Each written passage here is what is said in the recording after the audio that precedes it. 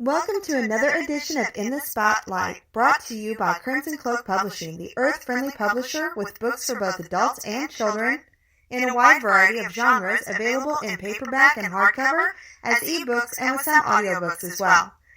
In the Spotlight is a wide-ranging weekly interview show with authors, entrepreneurs, professionals, and other experts. Your host is Cynthia McGregor. Opinions and views expressed by the guests or hosts on this show do not necessarily reflect the opinions and views of the creator, Crimson Cloak Radio, the network, the hosts, or sponsors. And now, here's Cynthia. Thank you very much, Carly McCracken, and hi, everybody. Welcome to another edition of In the Spotlight. My first guest this week is Michele Thomas. Michele Thomas has a background in both education and business and has served as assistant to the publisher, business manager, and editor before her appointment as executive publisher of Acute by Design. Michele is charged with overseeing the growth of Acute by Design. Like her father, the founder of the company, Michele has long been aware of the need for more adult and children's books that depict ethnic and multicultural diversity in a positive light. As publisher, Michele will oversee a team of editors, marketers, layout artists, authors, and illustrators spread out across the globe. She's coming on the show today to talk about Acute by Design, the little publishing company that could. Acute by Design is making some huge moves and has a number of new books coming out in the next few weeks and months. Acute by Design is a boutique publisher like Crimson Cloak and their friendly competitors. They both publish great books. So, Michele, welcome to the show. Hi, Cynthia. Thank you so much for having me. Thank you for being here, Michele. Tell me about Acute by Design and why it is important. Well, Cyn, Acute by Design, as you stated, was started by Michael Sharpe, who wanted to provide books for all races, cultures, religions throughout literature. It was his mission to ensure that people from all communities could come together through books and connect. It originally started as a children's book publishing company, but it kind of thrived and expanded into more the young adults and adult books. Acute by Design is really important because we are connecting people from all over the world and bringing communities closer together. Who are the readers for Acute by Design's books? We actually have a very wide range of readers of all ages. I mean, we do try to hone into the children's, but as I said, we're getting a little further into the adult and young adult books. My fondest memories are of reading with my parents and more recently reading with my son. So I definitely hope we can accomplish that with Acute by Design. What are you curious about right now, Michele? Well, I've actually, because of how new I am to Acute by Design and the publishing industry, I'm really interested in what people want to read, especially when it comes to young children. This helps us kind of select books that we're geared towards, is it education? Is it how to handle emotion? Or are you just looking for a funny or cute story that has some awesome illustrations? So that's kind of, my curiosity of figuring that out. What did you wish you had known when you started out? How the industry works. I am very familiar with industries just moving very quickly, and the publishing world seems to be it moves very quickly, but it seems to be moving at a different pace. And I kind of wish I had known how to attract people prior to starting, because I'm still learning how to do that. Michele, if a listener to this show is a writer and wants to submit a book, assuming it's well written, what type of book does a writer have the best chance of getting accepted? It depends, to be honest with you. We read submissions all the time. So while we tend to, again, lean towards children's books, we do have adult books. When we get a submission, we have several people who weigh in and giving pros and cons on the book of whether it should be published or not. And then based on that feedback, we kind of say yay or nay. And when we get a well-written book, it is rare that we will say no, because if it's well-written, we're going to make sure that that person gets published. If a writer has written a picture book, do they need to have pictures in order to submit the book? Not at all. We have a plethora of illustrators who have just absolute beautiful talent. For instance, I can only draw stick figures, but we are able to help bring the author's book to life.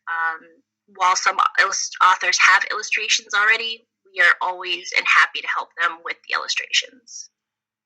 Where can readers buy Acute by Design books?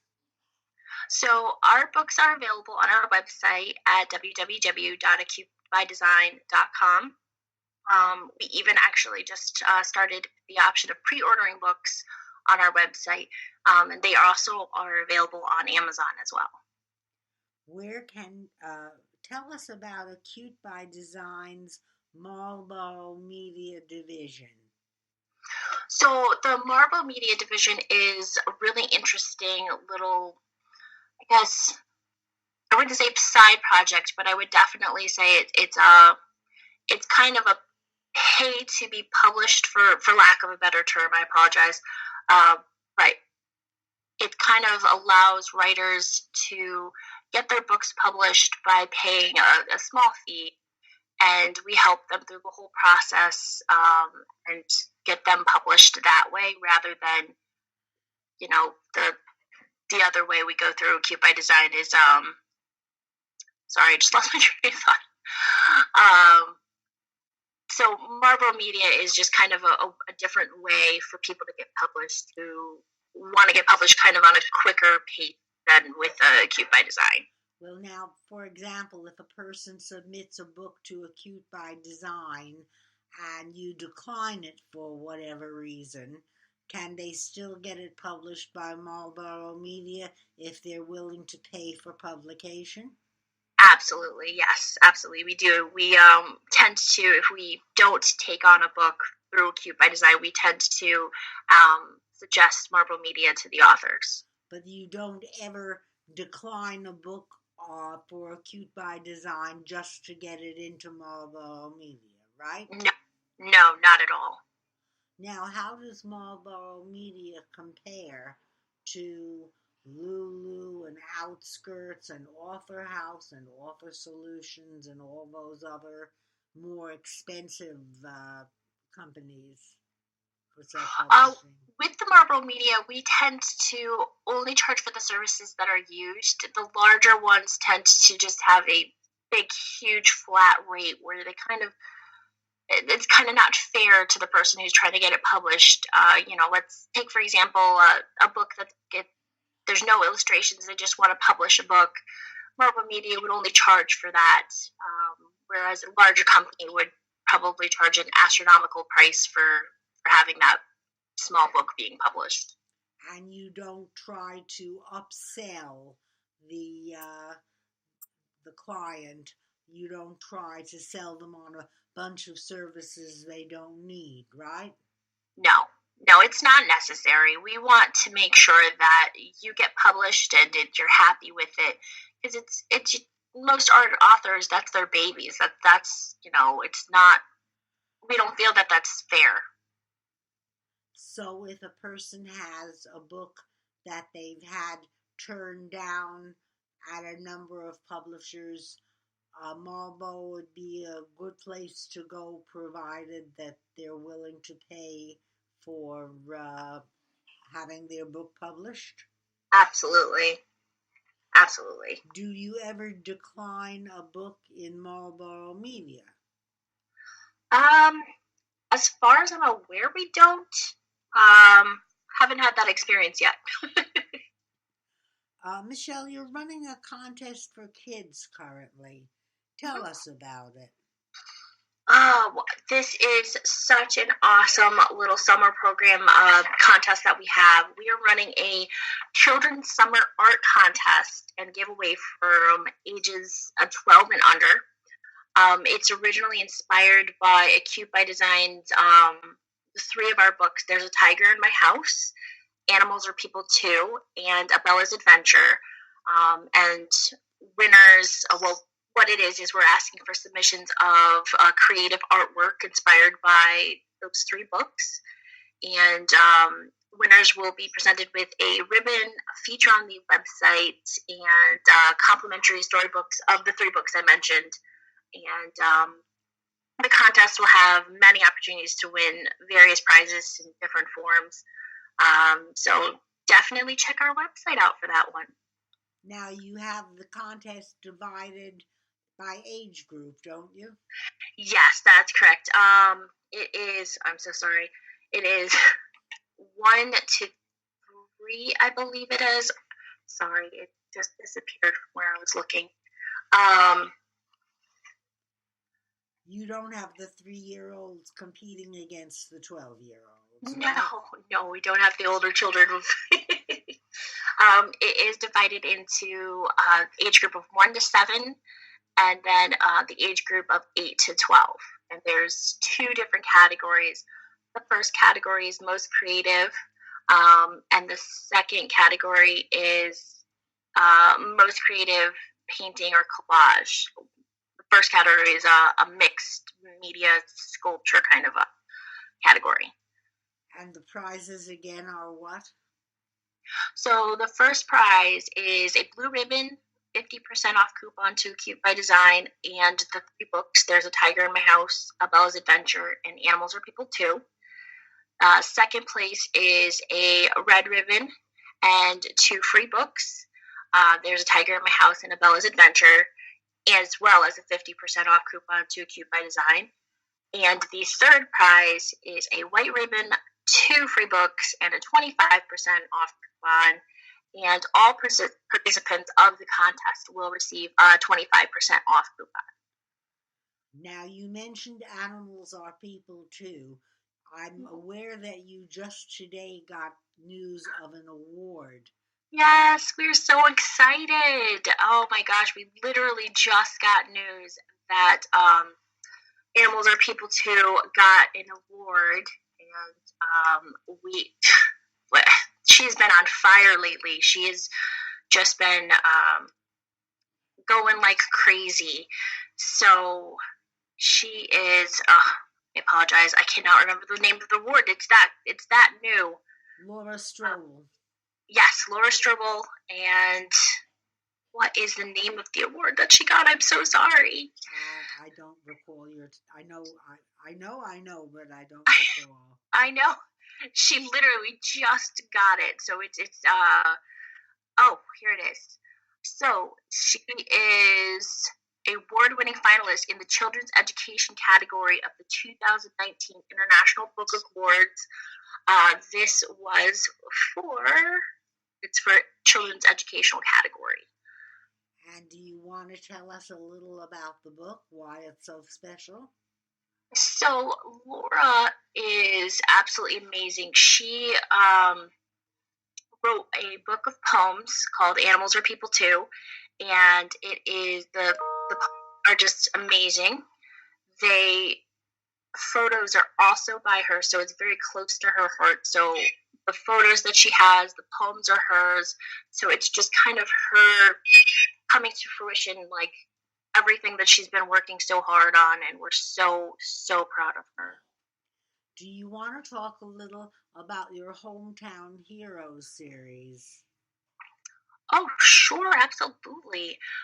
So the Hometown Heroes is a new initiative that we're kind of rolling out, and it was, of course, the brainchild of Michael Sharpe, and what it is we are looking for everyday people who have just an extraordinary story to share, either about themselves or others, in a book that would kind of serve as a community resource.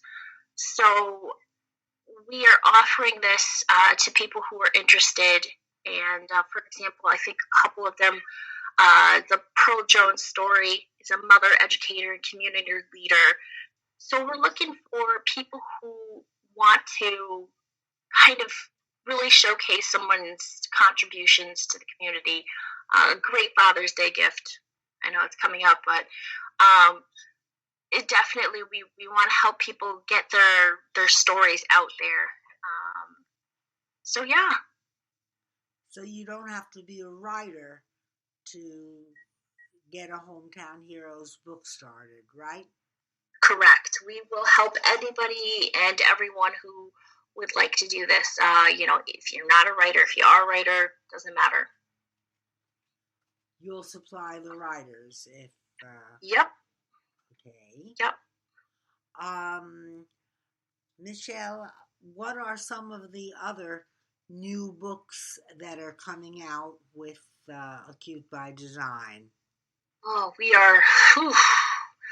So we have a huge lineup of new books coming out soon. The newest book that we just actually published last week, called The Dark Side of the Gospel. It's by Dr. Arnold Thompson, and it is kind of a in-depth look of the Bible, as he is a minister. So he wanted to write this, and it was a great project for us. It's one of my first projects I worked on, actually. So we just came out with that. The next book that's coming out, I believe, next month is called Birthright by Rod Martinez. You've got to read it. It's an amazing story about a young orphan girl who finds out that she has a very special, unique power. Won't get into too much depth so that you can read it yourselves.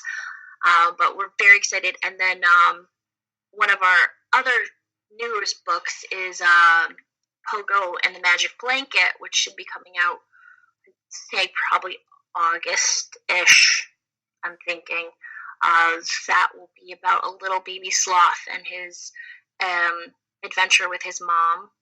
Very, very warm, very loving book. We've got more in the pipeline, but I can't say yet because we're still working on them. Okay. What else would you like to tell us about? Oh, by the way, you mentioned Rod Martinez. To illustrate the fact that Crimson Cloak and Acute by Design really are friendly competitors, Rod Martinez writes for both companies. Rod Martinez is a Crimson Cloak author. Rod Martinez is an Acute by Design author. So there really is a lot of cooperation between the two companies. Absolutely. What else would we have another almost 15, well, a little more than 10 minutes left. What else would you like to tell us about Acute by Design?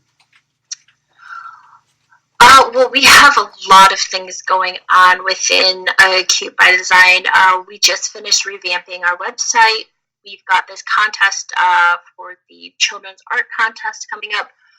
We have another contest that's in the pipeline. We're kind of determining whether we want to roll it out at the same time as the summer contest, but we've got a cool little contest that will be kind of a find the wrong word on the website, which I'm probably not saying it correctly because we're still in the works of editing all that great stuff. I know Michael Sharpe is working on a new book. We have not come up with a title yet because the original title conflicts with another title. We have Princess in the Mirror, which is also coming up, which we're really excited about. I cannot wait to see the artwork for that. We have Heartfelt 2 coming up, I'm pretty sure. Yes, that's actually the title. I wrote that one, so let me answer you on that one. The actual title on that one is The Boy Who Didn't Believe in Santa. Okay. But we're calling it Heartfelt 2 because it is indeed a sequel to my book, Heartfelt the Special Reindeer, which we brought out a few years ago. And this is a sequel to Heartfelt, but it's called The Boy Who Didn't Believe in Santa, and that'll be out sometime this fall. And I'm very excited about it. I am too. I can't wait to see. I can't wait to see the artwork. I love seeing the artwork come alive in those books. Tell me how you got into being the publisher. Did your father twist your arm? I wish I could say he did. I actually more twisted his arm, to be honest. I love the mission of the company and have been kind of in the background for a while. Like, I haven't really been involved, and I kind of started to ask him more and more questions. And as I started to do that, he finally was like, okay, well, why don't you start to read things and help me out? So it was kind of how I got the start for it, because him and I share similar passions of, educating children, educating communities. So, books are one of the best ways to educate people. So it kind of flowed very, very smoothly into this transition of, I was helping him edit books to, kind of now I've been helping him with the background of it. So I'm now in the forefront of it. When you and he disagree, is it difficult because he's your father as well as being your advisor? He's stepped back into the role of advisor, I believe. Is he... I would like to say that it's difficult. I mean, of course, when we disagree, it's frustrating because, I want him to see it my way. He wants me to see it his way. But one thing that I've learned I've worked with him prior to this, it's easier to let it go and then come back and think about it, because otherwise we'll just keep going at it.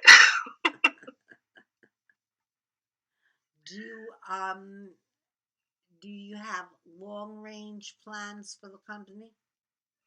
Absolutely. I've kind of been starting to formulate a little plan in my head about what our next steps as a company are. I really want to help us get more books out there, and just really, I mean, the other day we brought on an artist from, I believe she's from Canada. We have artists from all over the world, Africa. So I'm really trying to get more global, so to speak, and bring the company, make the company a bigger, smaller company. And do you have a plan for how you're going to do that? It's in the works still. I would like to say that I have a full written plan, but it's still kind of, I have my rough draft in my documents. It's still just sitting there staring at me. So when I get that, I will definitely be sure to share it. Well, would you like to give advice to any writers who are listening? That's a great question, Sen. One of the best things that you could probably do is just keep writing. I know for myself, I like to dabble in writing. I've never published. I've never had anyone really read what I've written. But the few people who have always told me they want to read more.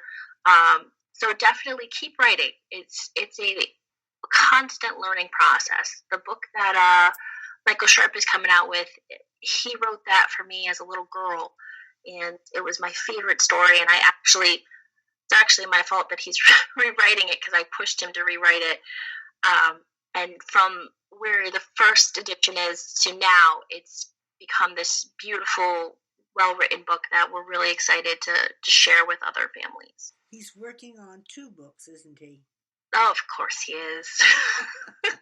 That's right. He is working on, he is working on another book called Poor Pepe, which is another really good book about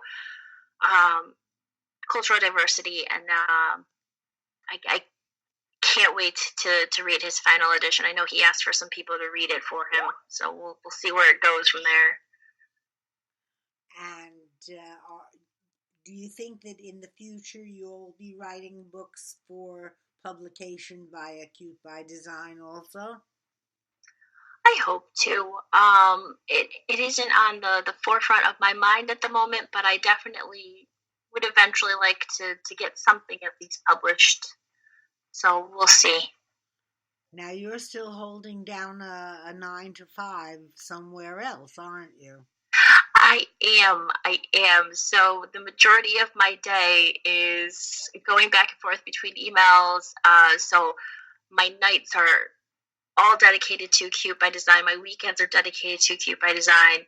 So it's definitely a learning process as I'm going along because there's a lot of things that need to be done. So it's exciting at the same time and very, very daunting.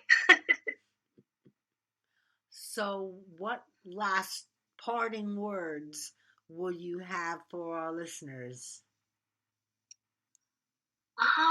Well, I would definitely say thank you so much for listening today. I truly hope that whoever you are, whether you're an author, illustrator, just a regular listener, that you continue to follow the path that is before you, and that if you have any questions about publishing or illustrating, that you definitely contact us, and we're more than happy to help you. Well, thank you very much, Michele Sharpe-Thomas, for being my guest today. And I now have to do a commercial for Crimson Cloak Publishing. Thank you, Sin. I appreciate it. I'm going back and forth between A Cute by Design and Crimson Cloak Publishing. They're both great companies. Folks, buy books from both of them. And let me push one of my own Crimson Cloak books, Wisdom from a Happy Woman. I am a happy woman. I'm a very happy woman. And in my 75 years, I've gotten some wisdom, too. And in Wisdom from a Happy Woman, Book 1 and Book 2, I pass some of that wisdom along. There'll be a Book 3 and Book 4. They're written but not edited, and I don't believe they'll be published till next year. But you can get a hold of Wisdom 1 and Wisdom 2. Wisdom from a Happy Woman, from Crimson, oh my God, I blew it, from Crimson Cloak Publishing. And Crimson Cloak Publishing books can be found on crimsoncloakpublishing.com or on Amazon. You can find them in many places. Go to www.crimsoncloakpublishing.com and you'll find a wide variety of books, fiction, nonfiction, children's, adults, everything except erotic novels. We don't have erotic romance. That's one thing we don't carry. But anything else. I don't think we have a cookbook yet, not because we're against them, just because we haven't got one yet. So if you're a writer who's got a cookbook that you'd like to submit, come on and send it in. crimsoncloakpublishing.com for all your reading pleasure. And now let me bring on my second guest. My second guest is Andres Fragoso Jr. I'm going to bring him on in a minute. Hold on and let me switch. How do I do this? Hello. I am so inept at... Here we go. Michele has logged off and I can bring on Andres.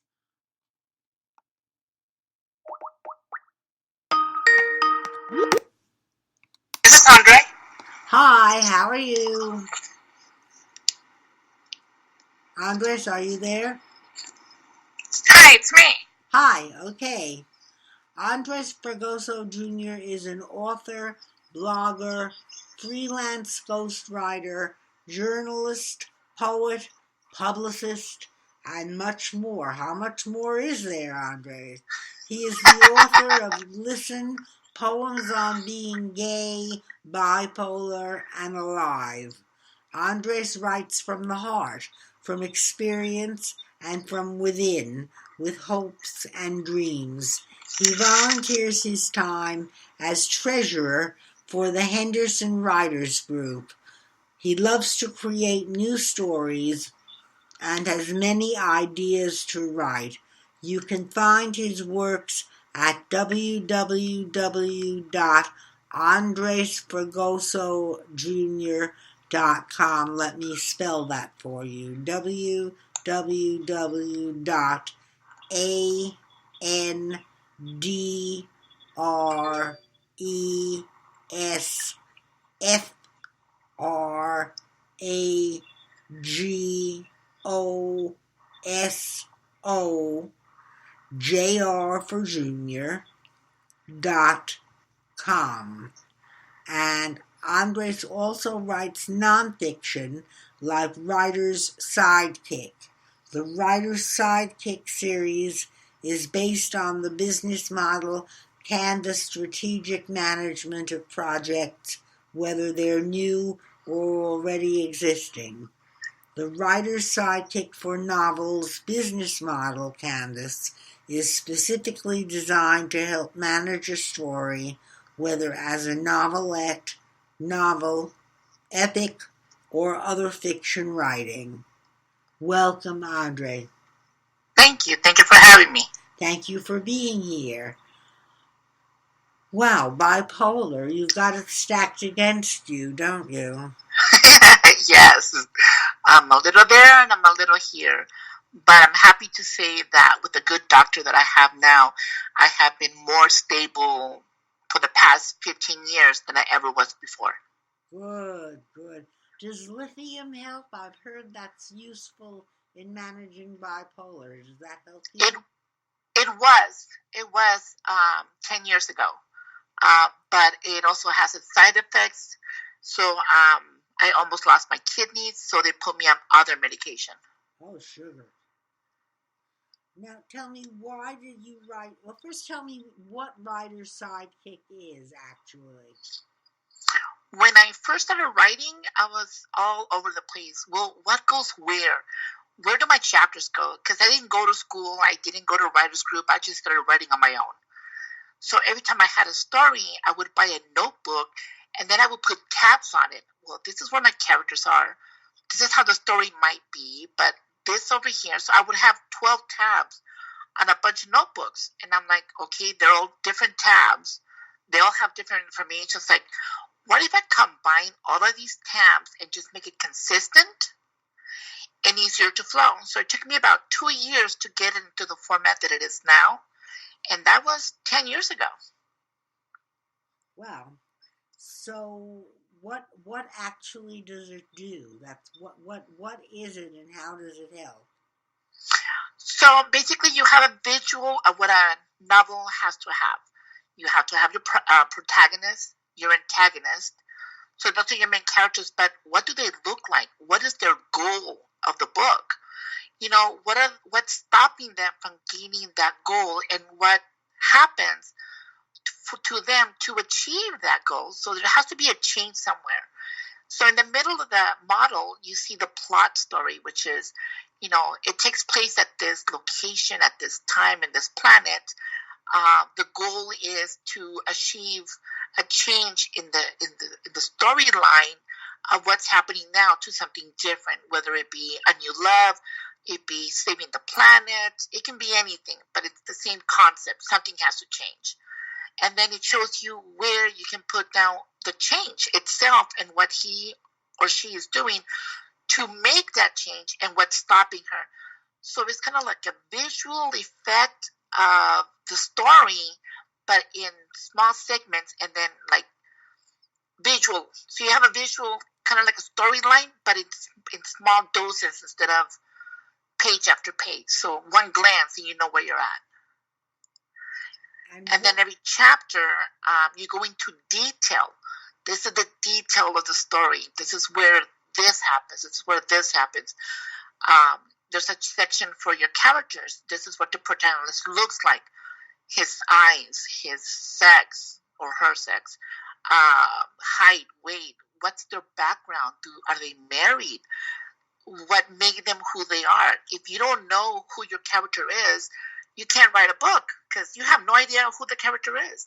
So you're basically defining your character before you write your book, so you know what reactions they would have throughout the book, and it's consistent. What qualifications do you have for creating such a book series as this? Varied, actually. I do have a master's degree in business management and marketing, so that helped me with the organization aspect of it. I've been writing for over 20 years, so I already had 10 years of experience writing out. But because of those errors that I kept making, I kept changing people's names throughout the book. So it was trial and error once after another until I got it defined, so I can now follow a formula, so I can always have something to refer back to when I'm writing a story. So my stories have improved with that formula. How long have you been writing? I've been writing for about 29 years. 29 years. Wow.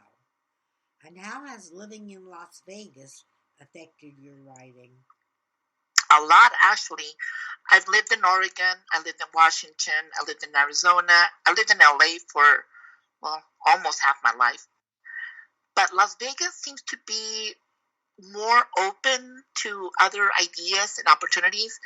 It has given me a chance to meet other people from other countries, from other states, from other cultural backgrounds. So it's not so homogenized like LA. It's not so homogenized Seattle or other places where the cities are just basically the same people with the same background. Here, it's a melting pot, and I celebrate that in my stories. So my characters are not all the same race. They're Hispanic, they're white, they're all different cultural backgrounds from the Middle East or from China or Europe. Not only that, but some of them have bipolar, some of them have other issues. So I'm covering in my stories of the people that I've met here. I have stories where the character is bipolar, one's transgender, one is completely crazy but finds an answer.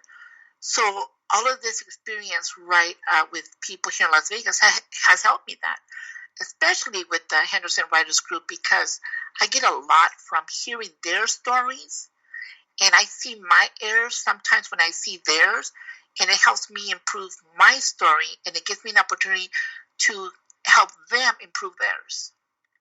What is the Las Vegas writer's-sidekick? Basically, it's your little handbook that you walk around with, that you carry it with you, or you have it at home next to your computer. So if you forgot a name, forgot a characteristic, the book's right there for you to just use it as a reference. So it's a reference book to your own story written by you. You're gay and you're out, and this is Pride Month. Yes, and I did not know that until my sister brought me a couple of pins that said Gay Pride. And I was like, okay, this explains a lot why everything around me is in colors. Well, I was going to ask you if you are doing anything to celebrate or commemorate Gay Pride Month, but I guess you were caught up by surprise by it. Yeah, actually I was. I've always been an advocate for gays in one shape or another. But my belief is that I want you to know me as a person, as Andre, not as the gay Andre or the bipolar Andre. When you meet me, I want you to meet me for who I am. Being gay is just a fun part of me. Being bipolar is something that I'm working with. But I don't want to be known for either one of those. I want to be known for who I am as a person, that I write, that I'm gay, that I'm bipolar, that I'm an uncle, that I'm a brother, all of those afterwards. But primarily, this is me as a person. I will respect you, you respect me, we can help each other out. No labels. So do you write anything in celebration of being gay? I know you said you have gay characters in your fiction, but have you've written poems, haven't you? Yes, I've written poems about being gay and bipolar, and most of them were, at the time, very negative. And I noticed that my writing has changed its meaning as I've gotten better, as I've grown into an adult. So, in celebration of that, no, I guess my celebration to me is to just be, my characters be who they are and not be labeled. I think that we should all see each other as equals, not as labels. How many books, fiction and nonfiction together, have you written? 32 so far, and 32. 110 articles on different magazines. Wow. That's great. I've got you beat. I've written over 100, but still 32 is impressive. I thought so. I mean, I was writing them out the other day, and I was like, oh my God, what else did I not do? So I made a list because I was running out of places of what I was. I was like, wait a minute, I've done something like that. And I've done something like that. I was like, so I wrote them down. So yeah, I have a lot of stories, and I still have a lot more to tell. You mentioned a few of the places you've lived. Where are you from originally? I'm originally from Santa Monica, California. Basically, LA. Basically, LA. Yeah, okay. Basically. So I lived there through my youth, but I also lived in Mexico, up in Jalisco, up in a small little mountain. The last book that I wrote talks about that small town up in the mountains. And growing up, it was like going back in time 100 years, where you would go to the store, but you can't go to one. You went to the butcher, you went to the bakery, you went to all the other stores to buy different things. There is no supermarkets. It was a matter of, if you needed to go to the ranch, you needed to ride a horse. You had to go to school. I walked to school, and it was not close. We were wearing uniforms to go to school. It was a great experience. And the history of that town and the history of meeting, I actually met all four of my great-grandparents. Wow.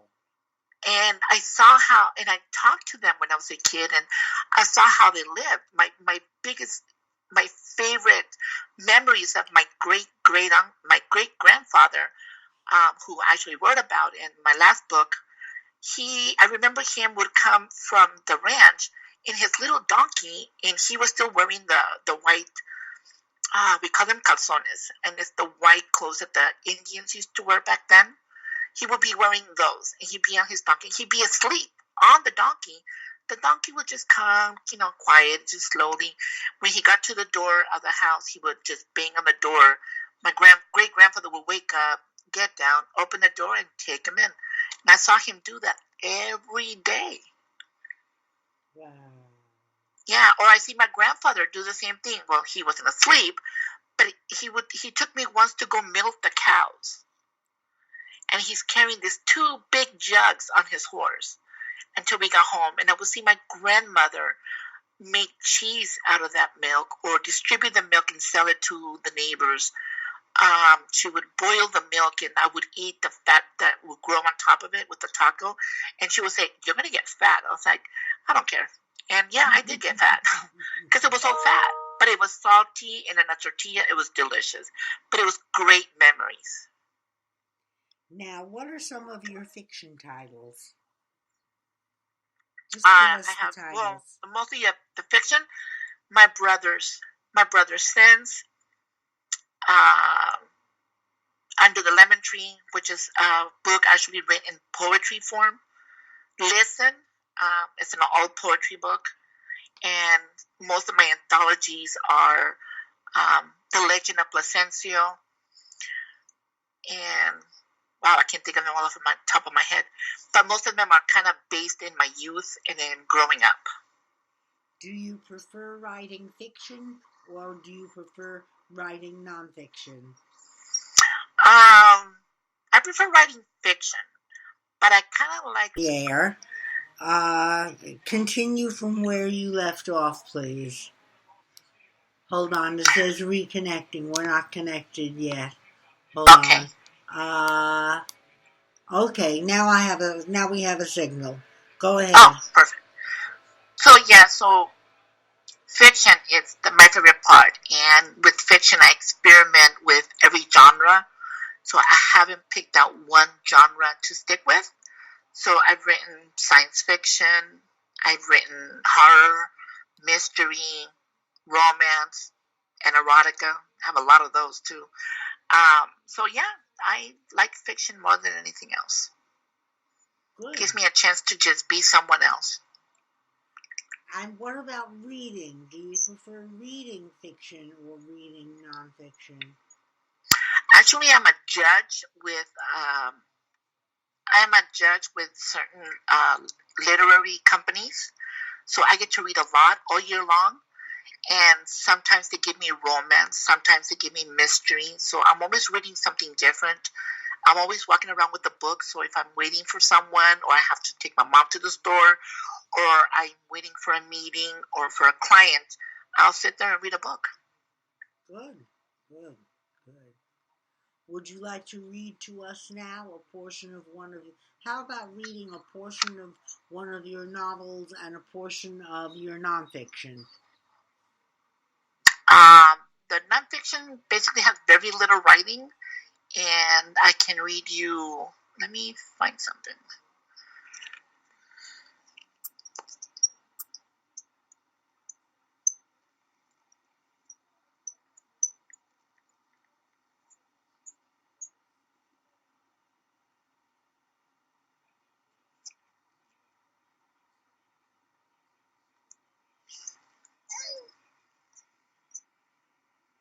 Are you still there? Sorry, I moved from one location to the other, and I didn't bring my book. Well, tell us a little more about your writing. About me? Yes, about you. Oh, I'm growing up. I believe that nobody ever grows up until they're done living. I have learned a lot as a person, as an uncle, and I think that I enjoyed life being an uncle more than I did not being an uncle. I didn't know that would change my life completely because I'm his Manny. So it's a cute name that my sister calls me. Instead of a nanny, I'm a Manny. I enjoy Las Vegas because it's given me the opportunity to meet other people, and that helps me grow. I don't necessarily go out, and I don't go drinking and all of that. I rather have a seat with someone at a restaurant or a coffee shop and just talk about anything: politics, religion, how to change the world, how to take care of global warming. Just expressing each other's ideas. Or I like sitting with someone and we're talking about each other's problems without trying to solve them. We're just venting out. This is what happened today, and this is what I'm going to do. So when I have those conversations, I never do this happened to me today and I don't know what to do. I'm always trying to see what I can do to make things better instead of worse. And how also to use, I have a friend that I use to be my sounding board. So that's what I like the most: meeting new people at coffee shops and learning about their lives. And a lot of times when I meet strangers and they have an odd name, I'm always asking, what does your name mean? Because my name, Andres, means virility and masculinity, which is kind of an oxymoron when it comes to me. My sister's name means butterfly. My brother's name means victory. My mother's name means a crown of roses. So I've always been intrigued by people's names and why their parents named them what they're named. You mentioned how to make the world better. How would you make the world better? Oh, let's see. My belief is that to make the world better, we need to have a better education system. We need to educate ourselves. We shouldn't be going off what somebody else said. That could be a mistake, or that could be an error, or that could be just, out of nowhere. I think that we should look into ourselves, try to learn what's happening in the past to know how we can make the world better in the future. Education has a lot to do with that, because ignorance, unfortunately, rules. And if we don't know what we're talking about, we shouldn't be talking. So I think education is the primary way to change the world, to change everything, to create peace, to better the environment. Without education, we can't do that. What do you think is the world's biggest problem at this time? Ignorance. Ignorance in general, or ignorance in a particular area? Oh, ignorance in general. I sometimes I look at the news and I'm questioning if they know what they're talking about. Everything that happened with the ozone layer, for example, it was ignorance that caused it. We decided back in the day to just use hairspray. And here comes Aquanet and just spray ourselves pretty with the halo around our head. But nobody thought about or cared about what the chemicals in those sprays would cause to the ozone. Or how we're taking medication without knowing what they really do. And I know a lot of people that have taken certain medications, and yeah, they're missing a leg. Their kidneys don't work anymore. They gone blind. So, we're taking medications that we don't know what's in them. We're eating food that we don't know how they were made. We build cars using gas that has a negative impact on the world. Nobody wants to go for the green substantials. Back in the day, I remember when you would go for milk, but you wash the bottle. You put the bottle aside, they will bring you a clean bottle with milk, or other small things like that. So, yeah, ignorance and laziness. How do you see laziness? How do you see symptoms of that in the world? We're so used to just having everything our way. We're used to just like, oh, I don't understand that, but I don't care. I'll just say yes to it. I don't have the time or the energy to go on Google or look up a dictionary or even an encyclopedia, even a book one, to see what that means or what it will create or what it can harm. We just feel like, whatever. Or also, like a friend of mine said, when people cuss, it's because they're lazy. And I'm like, what do you mean? She said, if you don't have the energy or the need to tell somebody how you feel and you just say the F word, you're basically just being lazy and just covering everything in the world. You're not expressing what you really feel. Do you feel hurt? Do you feel angry?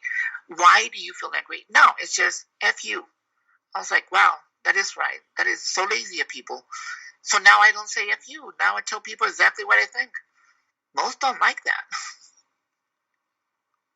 Do you have any last thoughts you want to share before I thank you and let you go? Yes, educate yourself. The book that I wrote was basically to keep track in reference to what you do, but educate yourself in what happens in the world, in your politics, in global warming, and everything around you. Start with your neighbor and work your way up, educating and being accepting. And celebrate life. Folks, you can find Andres' book, Writers-Sidekick series at www.writers-sidekick.com. That's writers-sidekick.com. Andres, where is the book sold besides that website? Anywhere else? Amazon and other online distributors. Okay. Thank you very much, Andres Fragoso Jr., for being with us today. Folks, remember, the show is brought to you by Crimson Cloak Publishing. with a wide variety of books, fiction and nonfiction, for children, for adults, everything except erotic romance.